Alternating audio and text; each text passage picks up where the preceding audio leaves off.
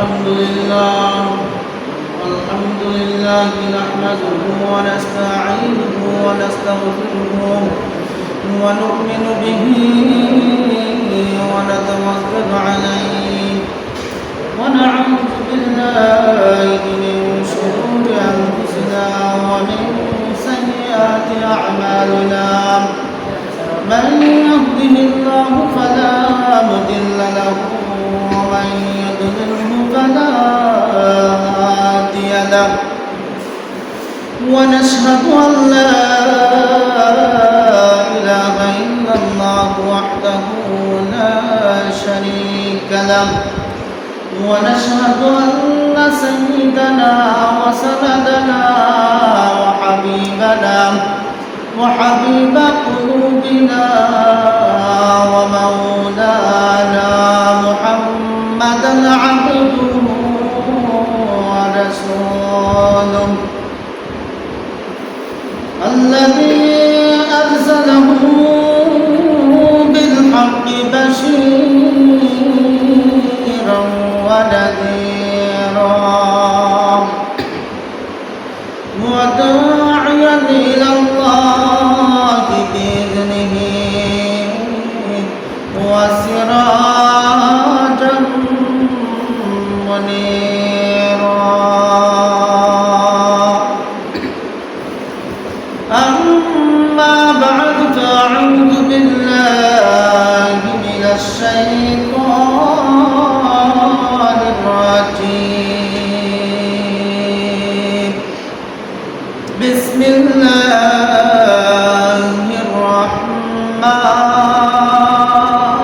الرحمن الرحيم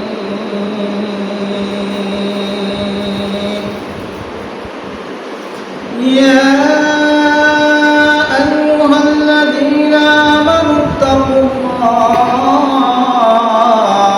حق تقاته ولا تموتن إلا وأنتم مسلمون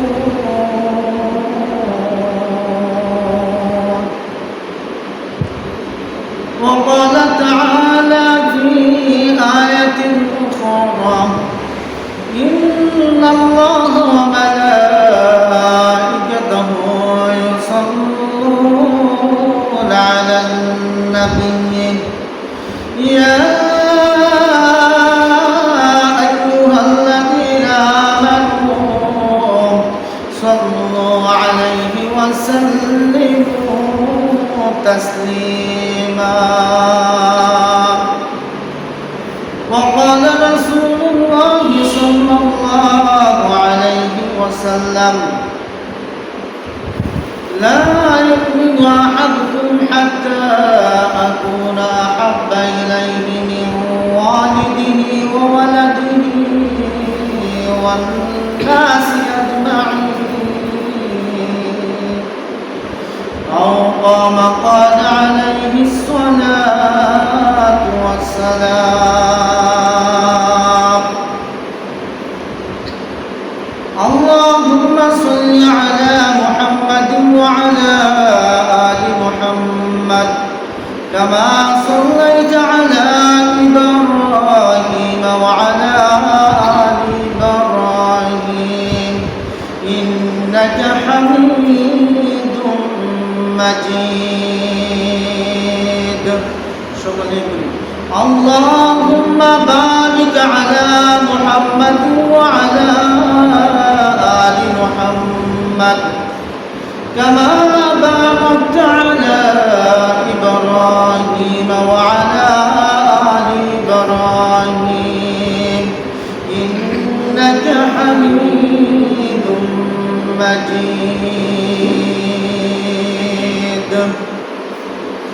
سبحانك لا علم لنا إلا ما علمتنا إنك أنت العليم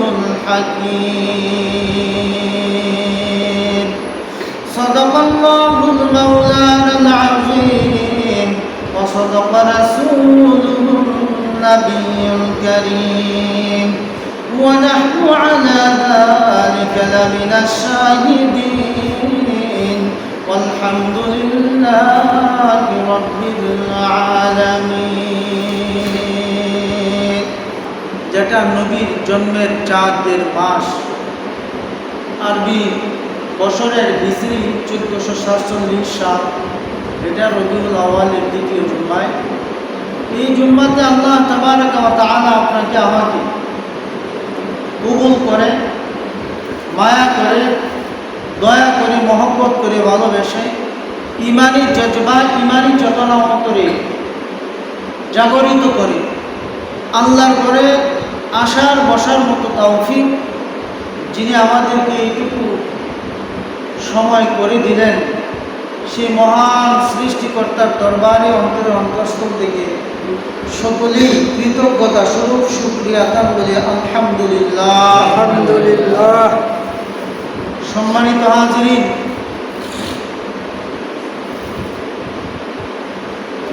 বর্তমান সময় শুধু বাংলাদেশ নয়, বিশ্বের বিভিন্ন কান্ট্রিতে, বাংলাদেশেতে আমরা বেশি উপলব্ধি করি যে ঈদে মিলাদুন নবী নামে যে একটা দিবস,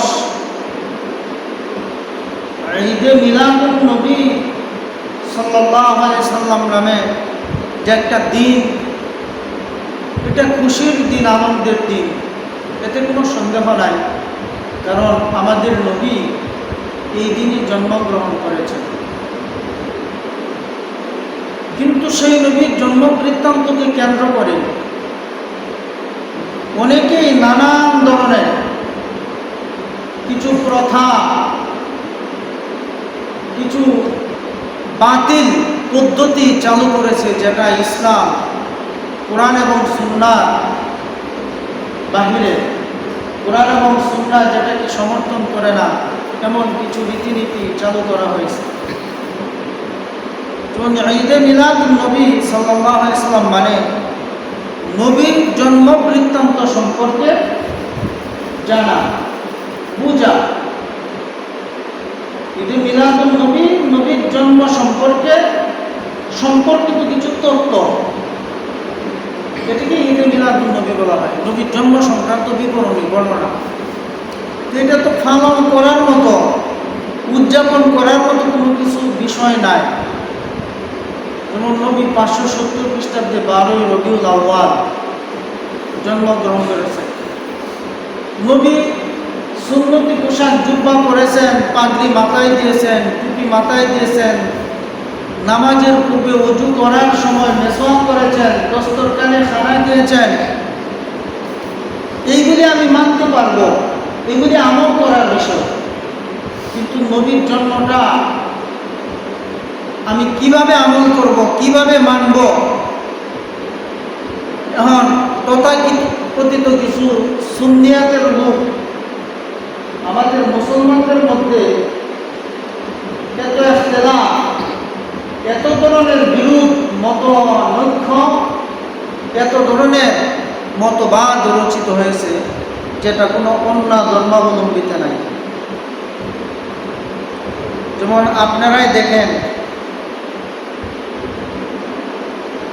যে আহলে সুন্নাত ওয়াল জামাত একটা দল, যেটা আমরা দাবি করি,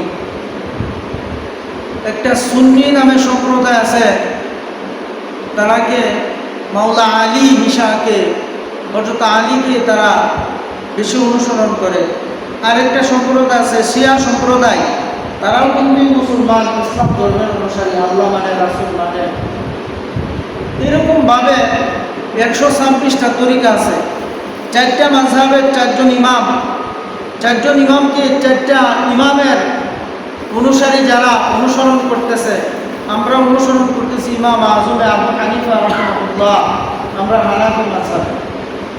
এরকম মতানৈক্য, ইখতিলাফ হতে হতে আজও পর্যন্ত এখন সমাজের প্রতিটা জায়গায়ও মুসলমানদের মধ্যে ফিতনা তৈরি হয়ে গেছে,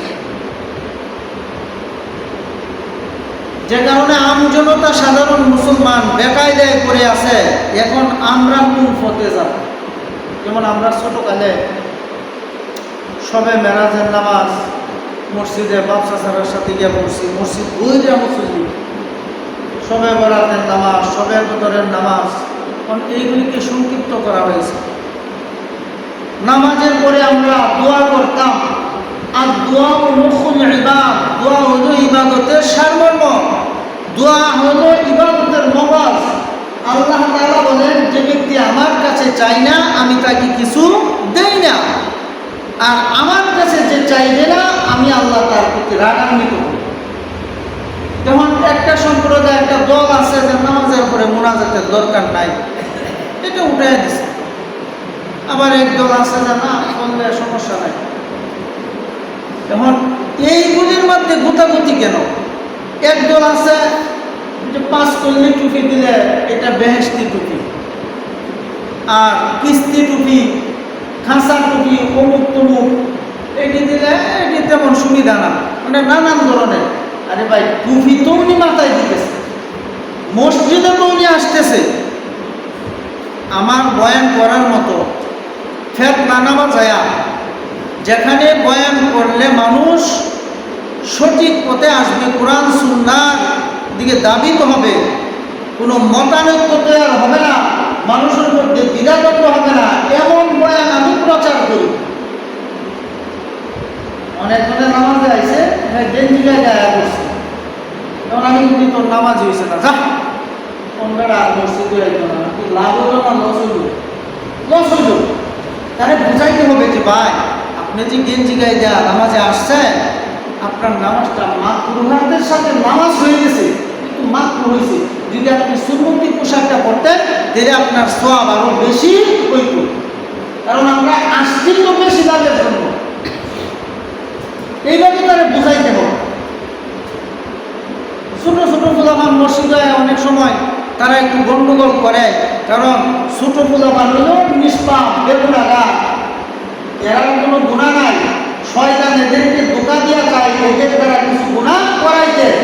আর আমরা যারা বয়স্ক হয়ে গেছি, আমাদের মাথা থেকে পা পর্যন্ত সমস্ত অঙ্গগুলি গুনাহের সাথে সম্পৃক্ত, এবং শয়তান আমাদের উপর এমন আসর করছে যার জন্য শয়তান এমন আর আমাদের দ্বারে কাছে আসা লাগে না, দূরার থেকে শুধু তার সুরত দিয়ে আমরা দেয়া গুনার কাজ করাই গেছে। এরকম ইমানদার যারা, পরহেজগার, মুত্তাকিন যারা, আল্লাহওয়ালা যারা, আলেম উলামা যারা, তাদের পিছনে শয়তান একটু বেশি মেহনত করে, কারণ তাদের ইমানটা একটু শক্ত। আপনার পিছনে শয়তান বেশি মেহনত করবে, কারণ আপনি তো নামাজ পড়েন, আপনি তো সুদ খান না, আপনি তো ঘুষ খান না, আপনার বিবি বেপরদায় চলে না, আপনি তো বান্দার হক নষ্ট করেন না, আপনি তো পিতামাতার আনুগত্য করেন, আপনি তো প্রতিবেশীর হক নষ্ট করছেন না, আপনি তো আত্মীয়তার সাথে সম্পর্ক বজায় রাখছেন, আপনি কোরআন এবং সুন্নাহর আলোকে চলছেন বিধায় আপনি শয়তানের কাজ আপনার দ্বারাই হচ্ছে না, এই জন্য আপনার পিছনে শয়তান বেশি মেহনত করবে। এই ছোট বাচ্চারা, ওদের গুনাহ নাই, এই জন্য শয়তান ওদেরকে ধোঁকা দিয়ে কি করতে চায়, কিছু শয়তানি কাজ। এটার বহিঃপ্রকাশ দেখবেন যে মসজিদে এসে একটু দৌড়াদৌড়ি করতেছে, একটু দুষ্টামি করতেছে। এখন আমরা কি করি, ভাই এটা কার বাচ্চাটা, এটা যেন আর মসজিদে না আসে, এটা দিকে নামাজ পড়তে পারলো। এরা যদি না আসে শিখবে কোথার থেকে? আমি যদি আমার বাবার সাথে, আমার চাচার সাথে, আমার দাদার সাথে ছোটকাল থেকে যদি আমি মসজিদে না আসতাম, মসজিদ কি জিনিস আমি চিনতাম না। যে এইখানে তাদেরকে প্রতিহত করা যাবে না। তো বলতেছিলাম যে এমন কিছু রীতি, এমন কিছু নীতি, এমন কিছু পদ্ধতি আবিষ্কার করতে হবে যেটা আপামর জনসাধারণের জন্য কল্যাণ বয়ে আনবে, সকলেই ইসলামের গণ্ডির ভিতরে থাইকা আমল করতে সহজ হবে। আপনি নামাজে আসছেন, উজু করছেন, উজুটা হয়েছে না। গতকালকে আমার কাছে এক মাসলা জিগাইছে, এই মাসলা নিয়ে মোটামুটি তারা খালি বাইরে গেছে। কয়েকবার আমার উজু করে আইসা, মসজিদে আইসা, মানে এই বইয়া রয়েছে, বইয়া থেকে এবার কাজজনই সৌরাতের মধ্যে কাজজনই মারছে, মানে লুঙ্গি পিচ্ছে দেয়া। কয়েক নামাজ হয়েছে না, উজু হয়েছে না, কিছু হয়েছে না, এটা যে আপনি মারামারির খরচা আপনাদের এই এলাকায় গ্রামের ভিতরে। পরে তারা বড় বড় হুজুরের কাছে গেছে, আমি গুনাগারের কাছেও আসছে যে দেখি ওনারা কি বলে। আমি বলছি যে আপনারা যে জিনিসটা নিয়ে দ্বন্দ্ব বিদ্বন্দ্ব করতেছেন, উনি যদি ইচ্ছাকৃতভাবে বারবার যদি ওনার তরক হইয়া হাঁটুর থেকে কাপড় উঠে যদি এরকমভাবে চুলকাইতে থাকে, তখন তার সতর বিনষ্ট হওয়ার কারণে ওযু নষ্ট হয়ে গেছে, আর ওযু নষ্ট হওয়ার কারণে তার নামাজ হয়েছে না। কিন্তু এখন উনি হঠাৎ করে বেখেয়ালের সাথে, আমরা এমন কিছু কাজ আছে না যে বেখেয়ালের সাথে করে ফেলাই, যে আমার এই অনিচ্ছাকৃত হঠাৎ করে মশা কাপড় মারছে, আমি তারপর মারছি, নামাজ পড়তেছে, আমি নামাজের উপর বসে হঠাৎ করে তারপর মারছি, এখন কিন্তু তারপর মারাতে মশা মরে গেছে, এটা তো আমার বেখেয়ালের সই, এই জন্য আমার নামাজের কোনো ক্ষতি হবে না, কিন্তু চেষ্টা করা আমি এইরকম কাজ থেকে যেন আমার সমস্ত অঙ্গগুলিকে স্থির রাখি। পরে আমি বলছি যে এতে ওযুরও কোনো সমস্যা হয়েছে না, তার নামাজেরও কোনো সমস্যা হয়েছে না, ওখানে এলাকায় প্রশান্ত হয়েছে। শুধু আমার কথাই তারা কেন না, আরো কয়েকজনের কাছে জানছে, যাই না কয়েকজনের কথা যখন এক হয়েছে তখন হয়েছে আমরা তো দাঁড়িয়ে নিয়ে বাড়াবাড়ি করবো, অথচ যারা এটা নিয়ে বাড়াবাড়ি করছে হ্যাঁ মসজিদ হ্যাঁ মসজিদ আসে না, এরা হলো শ্বাসকমে বৈশা, দোকানপাটে বৈশা, ওই ক্ষেত্রে আমারও থাইকা এরকম কাজ করে। ভাই এইগুলি বাদ দিতে হবে। যে কথাটা বলতেছিলাম যে ঈদে মিলাদুন নবী নামে যে নবীর জন্ম বৃত্তান্ত সম্পর্কে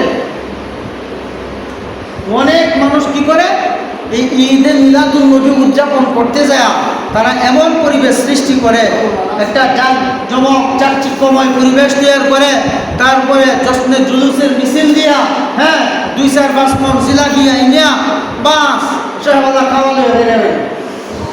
আগে ঈদে মিলাদুন নবীর মিছিল দিছে, না রেসালা ইয়া রাসূলুল্লাহ অমুক তমুক কয়া অনেক কিছু করছে, মানে জিলাপি যাওয়ালা বন্টন করা শুরু হয়েছে, মারামারি। নবীর জন্ম বৃত্তান্ত আপনি পালন করতে হলে যে আজ থেকে 1500 বছর আগে মক্কার নগরীতে কুরাইশ বংশ আব্দুল্লাহর পৃষ্ঠে মা আমেনার সেকেমে গর্বে কি করছে, যে 570 খ্রিস্টাব্দের 12 রবিউল আউয়াল সোমবার সুবে সাদিকের টাইমে তামাম পৃথিবীর অন্ধকারকে উজালা করে সারা দুনিয়াটাকে আলোকিত করে আমাদের নবী জনাব মুহাম্মদুর রাসূলুল্লাহ সাল্লাল্লাহু আলাইহি সাল্লাম দুনিয়ায় আগমন করেছেন। এই জন্য আমরা শুকরিয়া আদায় করব, নামাজ বেশি বেশি নফল নামাজ করব, প্রয়োজনে রোজা রাখব, কোরআন তেলাওয়াত করে আহলে বাইতের জন্য দোয়া করব। এইগুলি না করে আমরা মিছিল আর জিলাপি বন্টন বিরিয়ানি বন্টন নিয়ে মারামারি কাটাকাটি বানাবো।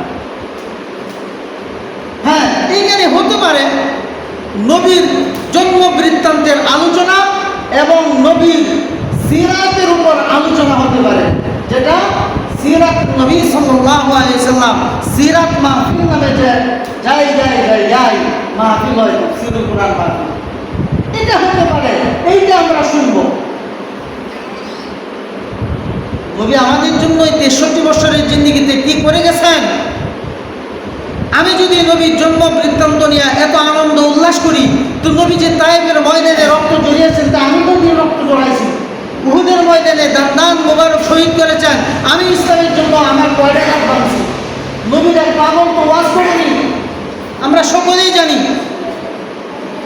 আল্লাহর পয়গম্বর জনাব মুহাম্মদুর রাসূলুল্লাহ সাল্লাল্লাহু আলাইহি ওয়াসাল্লাম যখন উহুদের ময়দানে জিহাদ করতে যাইয়া ওনার দান মোবারক শহীদ হয়ে গেছে, দাঁত যখন ভেদ করে গেছেন, লোহার করা মাথা ভেদ করে মস্তিষ্কের মধ্যে মাথার মধ্যে ঢুকে গেছেন, এই খবর যখন ওয়াজ করুনি শুনলেন, শোনার পর উনি পাগলের মতো হয়ে গেলেন, আমার দিনের নবীর দান মোবারক শহীদ হয়ে গেছে, আমি ওয়াজ করুনি, আমার এই দাঁত তুলে আমি রাখবো না। এইরকম নবীর জন্য প্রেমিক পাগল হয়ে আসে, একবার নয় দুইবার নয়, এই প্রথম উপরে একটা দাঁত উঠায় রাখছে, বাড়িতে বাইকে আরেকটা দাঁত উঠাইছে, এরকম ভাবে উপরে দুইটা উঠানোর পর উনি ভাবতেছে যে আমি যে উপরে দুইটা উঠাইলাম, আমার নবী যদি নিচে দুইটা দাঁত যদি বেঁধে যায়, তাহলে তো নবীর সাথে আমি দুঃখ একত্রতা প্রকাশ করতে পারলাম না, এই জন্য উনি নিচে দুইটা দাঁত উঠাইছে।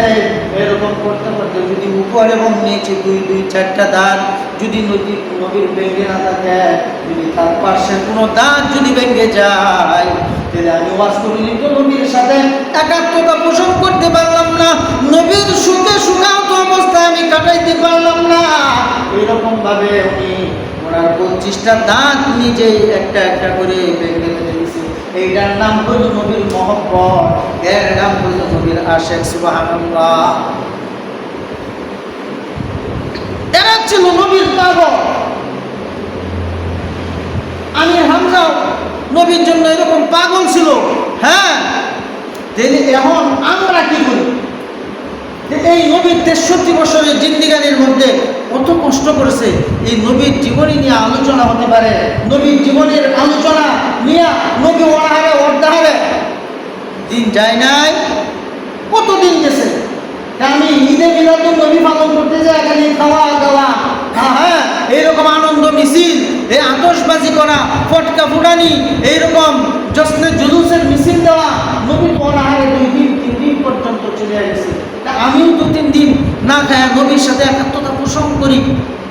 হ্যাঁ, নবীজি যখন নামাজরত অবস্থায় সাজদায় গেলেন, সাজদায় গিয়ে যখন বললেন সুবহান রাব্বিয়াল আ'লা, সুবহান রাব্বিয়াল আ'লা, সুবহান রাব্বিয়াল আ'লা, আবু জাহেল, আবু লাহাব, উতবা, সাইবা, মুগিরাম, ওই সমস্ত কাফির বেঈমানরা নবীর সাজদায় যখন উনি আল্লাহর এই জমিনে আল্লাহর কুদরতে সাজদা দেওয়ার জন্য মাটিতে যখন ওনার মস্তক অবনত করলেন, এই সময় কাফির বেঈমানেরা সুবর্ণ সুযোগ মনে করে ভাবলো যে এই তো আমাদের শিকারীকে নিধন করার সুবর্ণ সুযোগ। এই মুহূর্তে তারা উটের বসা নারী নিয়ে নেয়া নবীর মাথার উপর চাপাই দিছে, একবারে মস্তক দুইটা ফেলছে, দেখতে পাচ্ছে নবী মাথা উঠাতে পারে না। উনি সাজদায় করে রবের সাহায্য চাইলেন, সাজদায় করে কান্না তরঙ্গরত অবস্থায় বললেন, ওগো আল্লাহ, আমাকে তুমি আসমানি সহযোগিতার মাধ্যমে আমাকে একটু সাহায্য করো। এই মুহূর্তে জিবরাইল আলাইহিস আল্লাহ তাআলা পাঠিয়ে দিলেন, ওরে জিবরাইল যাও আমার বন্ধুর কাছে যাও, যাইয়া বলো তা আমার বন্ধু যদি চায় যে বেঈমানেরা আমার বন্ধুকে এরকম ভাবে কষ্ট দিতেছে, ধীরে ধীরে দহন যন্ত্রণার অগ্নিদগ্ধে জ্বালাইতেছে, নবীর কষ্ট ক্লেশ চেতনা যারা বৃদ্ধি করতেছে, আমার পয়গম্বর মুহাম্মদ যদি চায় আমি এই এলাকার মাটিটাকে উল্টায়া সকল মানুষদেরকে আমি মাটি চাপা দিয়ে এই মুহূর্তে জীবন্ত কবর দিয়ে দেব। নবীর জীবন দেয়া জিবরাইল আলাইহিস সালাম, আসসালামু আলাইকা ইয়া রাসূলুল্লাহ, আসসালামু আলাইকা ইয়া হাবিবাল্লাহ, হে আল্লাহর রাসূল, আমার পক্ষ থেকে সালাম এবং আল্লাহর পক্ষ থেকে আপনার উপর সালাম শান্তি বর্ষিত হোক। আপনি যদি চান আল্লাহ তাআলা এই জমিনকে উল্টাইয়া এই এলাকার যত কাফির বেঈমান আছে প্রত্যেকটাকে আল্লাহ সমূলে ধ্বংস করে দিবে, শুধু আপনি অনুমতি দেন। আপনার অনুমতির অপেক্ষায় আল্লাহ আছে। আল্লাহ রাসূল সাল্লাল্লাহু আলাইহি ওয়াসাল্লাম জিবরাইল আমিনকে বললেন, ওরে জিবরাইল যাও আমার রবের কাছে একটা আমার পক্ষ থেকে বার্তা নিয়ে যাও, আমার পক্ষ থেকে একটা ঘোষণা আল্লাহর কাছে একটা মেসেজ পৌঁছাইয়া দাও যে যারা আমাকে এরকম ধীরে ধীরে কষ্ট দিতেছে এরা বুঝে নাই, এরা বুঝে নাই, হতে পারে আল্লাহ একদিন এদেরকে হেদায়েত দিবে, কারণ আমি দাওয়াত দিতেছি, ওদের ভাগ্যে হেদায়েত জুটতেছে না, অথবা একদিন হেদায়েত জুটবে, এই জন্য আমাকে কষ্ট দিছে। কারণ আল্লাহ তো বলেছেন, ইন্নাকা লা তাহদি মান আহবাবতা ওয়ালাকিন্নাল্লাহু ইয়াহদি মান ইয়াশা। হে পয়গম্বর জনাবি মুহাম্মদুর রাসূলুল্লাহ সাল্লাল্লাহু আলাইহি ওয়াসাল্লাম, আপনি কাউকে হেদায়েত দিতে পারবেন না, হেদায়েতের চাবিকাঠি একমাত্র আমি আল্লাহ তাআলার কুদরতি হাতে। আপনার কাজ শুধু আপনি দাওয়াত দিয়া যান, আপনি মানুষদেরকে দ্বীনের দাওয়াত দিয়া যান, কালেমার তালকিন করে যান, কালিমার দাওয়াত মানুষের কাছে পৌঁছে যান। আমি আল্লাহ তাআলার একত্ববাদের ঘোষণা আর আপনার রিসালাতের ঘোষণা ওই মানুষদের কাছে পৌঁছে যেতে থাকেন। কারণ ওয়ালাকিন্নাল্লাহ ইয়াহদি মান ইয়াশা, নিশ্চয়ই হেদায়েতের চাবিকাঠি একমাত্র আমি আল্লাহ তাআলার হাতে। আমি যাকে ইচ্ছা যখন হেদায়েত দেওয়ার দরকার আমি তাকে হেদায়েত দিয়াই দিব। সুবহানাল্লাহ। এই জন্য আল্লাহ তাআলার কাছে নবী বললেন যে জিবরাইল, যে আমার আল্লাহ তাআলাকে বলো যে না, এই মাটি চাপা দিয়ে এদেরকে ধ্বংস করার দরকার নাই, আমি দাওয়াত দিতে থাকি, এরা হয়তো আমার দাওয়াত কবুল করবে না, এরা ইসলামের সুশীতল চায়ের নিচে আশ্রয় নেবে না, হতে পারে এদের পরবর্তী প্রজন্ম দুনিয়াতে আইসা এরা একদিন ইসলামকে কায়েম করার লক্ষ্যে ইসলামের জন্য উন্মুক্ত তরবারি হাতে নিয়ে কাফির বেঈমানদের বিরুদ্ধে এরা কি করবে? জিহাদের ময়দানে লড়াই করবে। এই জন্য আমি এদের জন্য দোয়া করতেছি, আল্লাহ যেন এদের কপালে হেদায়েত নসিব করে দেয়। সকলে বলি আমিন। নবী এত কষ্ট করছে, নবীর জন্য সাহাবারা কত কষ্ট করছে, আর এখন আমরা কি করি নবীর জন্য? আমরা কি করি? নবী না গায়া একটা পাথর বাঁচছে। খন্দকের যুদ্ধের সময় পরীক্ষা ফলনের বেলায় আপনারা সকলেই জানেন, খন্দকের যুদ্ধ যখন লেগে যায়, সকল মুসলমানদের নিরাপত্তার জন্য মদিনার একটা জায়গার নাম হলো খন্দক। ওই খন্দকের প্রান্তরে চতুর্দিক থেকে তারা খাল খনন করে শত্রুরা যেন অনায়াসে এই দ্বীপের মধ্যে ঢুকতে না পারে, এলাকায় ঢুকতে না পারে, সকলেই নিজে মাটি খাইটা এরকম খাল খনন করে একটা দ্বীপ বানাইছে যে এইখানে পানিটা ভর্তি থাকবে, শত্রুরা সহজেই যেন মুসলমানদেরকে কোনো কষ্ট না দিতে পারে। নবীজি সহ কি করছেন? যে এইখানে এই মাটি কাটার কাজে লেগেছে। সাহাবায়ে কেরাম খোদার যন্ত্রণায় বলতেছেন, ইয়া রাসূলুল্লাহ, ইয়া হাবিবাল্লাহ, আমাদের গায়ে বললাই, যেহেতু মুখে খাবার নাই, এখন করি কি উপায়? শরীরের শক্তি না থাকলে কোনো কাজ করা সম্ভব না। ওই মাটি কাটতে কাটতে, খন্দকের পরীক্ষা কাম খনন করতে করতে আমরা প্রত্যেকটা মানুষ দুর্বল হয়ে গেছি। হাজার হাজার সাহাবায়ে কেরাম খাল খননের কাজে লেগে গেলেন। নবীজি বললেন, ও আমার সাহাবারা, কার সাথে কার কথা বলো? উনি উনার নিজে জুব্বা মোবারকটা উঠাইয়া দেখাইয়া বলে, দেখো আমি আজকে 3 দিন পর্যন্ত আমি নবীর পেটে কোনো খাবার নাই, নিজের শরীর মুবারকটাকে চাঙ্গা করার জন্য আমি আমার পেটে পাথর বেঁধে তোমাদের সাথে কাজে আমি শরীক হয়ে গেছি। সুবহানাল্লাহ। এইরকম ভাবে আল্লাহর কাছে যখন সাহায্য চাচ্ছেন, আব্দুল্লাহ আনসারী নামে একজন সাহাবী, উনি তাদের এই কান্না আবেগ আপ্লুত অবস্থায় দেখে উনি মনে মনে ভাবতেছে যে আমার বাড়িতে ছোট্ট একটা বকরি আছে, আর কিছু খামির তৈয়ার করার মতো কিছু জবাব আছে। উনি তাড়াতাড়ি দৌড়াইয়া যাইলেন, যা ক্রন্দনরত অবস্থায় বলতেছে, বিবি কোথায় আছো তুমি? তাড়াতাড়ি বের হও, আমার দিনের নবী আজকে 3 দিন পর্যন্ত কোনো কিছু খাই নাই, পেটে পাথর বেঁধে খন্দকের পরিকল্পনা করার কাজে লেগে আছে। সাহাবারা, তাদের শরীরেও কোনো শক্তি নাই, তুমি যদি অনুমতি দাও, আমাদের ঘরে যে পরিমাণ জব আঠা আছে সেইগুলি দিয়া রুটি খামির বানায়া ওই বকরির বাচ্চাটাকে জবাই করে আমি নবীজির জন্য একটু মেহমানদারের ব্যবস্থা করব। এই কথা যখন আব্দুল্লাহ আনসারী সাহাবীর স্ত্রী শুনলেন, শোনার পর উনি যখন পূর্ণিমা চাঁদ হাতে সুখের বাণী চাইরা বলতেছে, ওগো আমার প্রাণের স্বামী, আপনি কি ভাবতেছেন যে আমি অস্বীকৃতি জানাবো? না, আমার এই বকরি এবং আটা, আমার এই খামির গমের এই গম জব কেন, আমার দিনের নবীর জন্য আমার কলিজাও দিতে হয়, আমি দিয়া দিতে প্রস্তুত। তাড়াতাড়ি নবীজির মেহমানদারের ব্যবস্থা আপনি করেন। সুবহানাল্লাহ। আমি সব কিছু দিয়া দিতে প্রস্তুত। তাড়াতাড়ি বকরি জবে করলেন, জবে করিয়া এরকম খামির বানায়া রুটি তৈরি করার জন্য নবীজির কাছে আগে এই আব্দুল্লাহ আনসারী খবর নিয়ে গেছে, ইয়া রাসূলুল্লাহ, ইয়া হাবিবাল্লাহ, আমি আপনার এমন এক সাহাবী, আমি গরিব মানুষ, দরিদ্র মানুষ, আমার কোনো সহায় সম্পদ নাই, আমার বাড়িতে ছোট্ট একটা বকরির বাচ্চা আর কিছু গম ছিল, আটা ছিল, এইগুলির খামির বানায় আমি আপনার একটু মেহমানদারি করতে চাই। আপনি যে আজকে 3 দিন ধরে ক্ষুধার্ত অবস্থায় আছেন, এইটা আমি আর সইতে পারতেছি না। ইয়া রাসূলুল্লাহ, ইয়া হাবিবাল্লাহ, আপনি আমার বাড়ির মেহমান হওয়ার জন্য আমার দাওয়াত কবুল করুন, আপনি আমার বাড়িতে চলুন। আল্লাহর রাসূল সাল্লাল্লাহু আলাইহি সাল্লাম চোখের পানি ছেড়ে বলতেছে, ও আব্দুল্লাহ আনসারী, আমি একা যেতে পারি না, আমি উচিতাই নাই। আমার সাহাবারা যারা খন্দকের যুদ্ধের পরিকল্পনা করতেছে তাদের মুখেও খাবার নাই। তোমার বাড়িতে যদি মেহমান হতেই হয় সকল সাহাবীদেরকে নিয়ে আয়, সকলে একত্রে আমরা খাবো। আব্দুল্লাহ আনসারী বলতেছে, ছোট্ট একটা বকরির বাচ্চা, অল্প কিছু গম, এইগুলি পিসা, খামির বানায় যখন রুটি বানাবো, এইগুলি দিয়ে হাজার হাজার সাহাবায়ে কেরামদের খানার ব্যবস্থা কেমনে হবে আমার বুঝে আসতেছে না। উনি কাঁদতেছে যে আমি অপমানিত হব।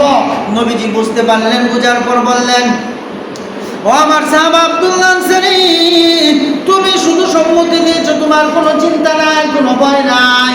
ফামান তাবিআ হুদায়া ফালা খাউফুন আলাইহিম ওয়ালা হুম ইয়াহজানুন।